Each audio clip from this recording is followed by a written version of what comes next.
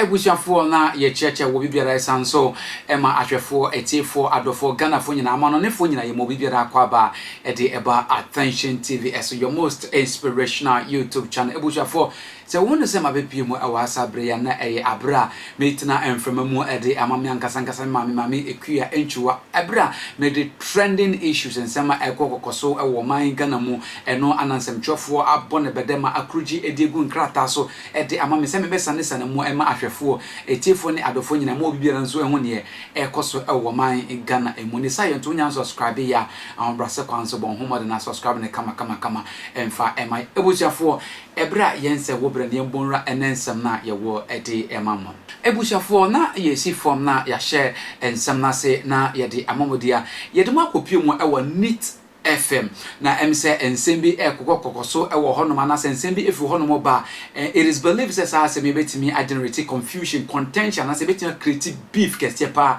ewo man Ghana mu anya asem ketwa na nyina ne se popular presenter bi a wagidi eyepa ewo man Ghana mu ne din eye Ola Micheal na me se otemframa mu a o present se the radio presenters omo ya na ebra wo kasa na wodidi nkomo no ana okofa Empress Gifty adoye okofa na asem ede ebaye na wo kire se current show ekos ewo Onua TV nana Mcbrown ono ana otena mframa na se ono na owosi sa show no na Ola Micheal tiremu se nipa anka wo se otena mframa mu na owosi sa show no Empress Gifty adoye nanso obi enim se ne nyoma akoya na se ne nyoma dane ya akakɔhye nana Mcbrown nsem a eneyi ono ana host show no na oye no so to nchen a another show bia cooking show abin show na nka Empress Gifty na wo se host sa show no international se Empress Gifty na nka was host 2 shows ewo Onua TV so nanso unfortunately eno nso obi nim ne esi ya so sa show sa dane ya ekɔhye nana Mcbrown nsema ene nana Mcbrown wono ana host show no ewo Onua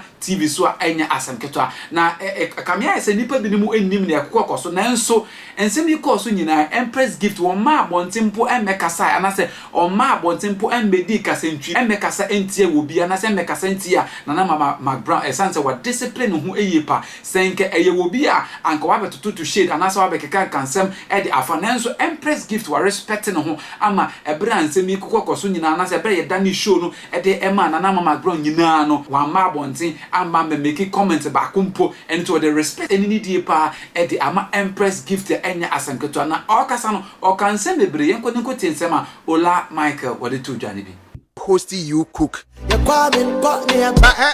ewiase awuja ewiase nipa wuti ase a enye wadwen se wo be ya ade ama obi a wo wiase bi adol da enye possible maka no wada nipa nyina ntimi no da ebi be town ebi be do na se wo pese wo force se wo pese wo polish na obi a hu se wo ye angel a de bia wo be yemfom so.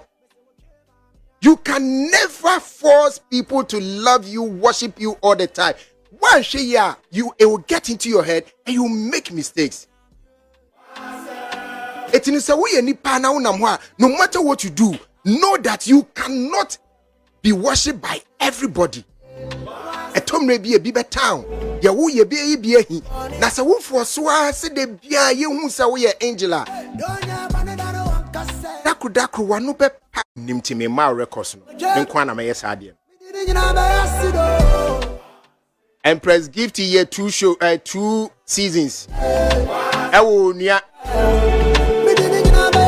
that time na obi na ye cooking show no ye 2 seasons ye year free ho and ye do obi foforo ba be hye ho nipa na no odi kan ye onkotra baby ankobo obi trunko enkobo obi akutia enkonko ka se ena nyame ehira obi ena nyame ehira no na obi de ase nyame no oba wi aso ehira nipa baako ni show na enkoso biem.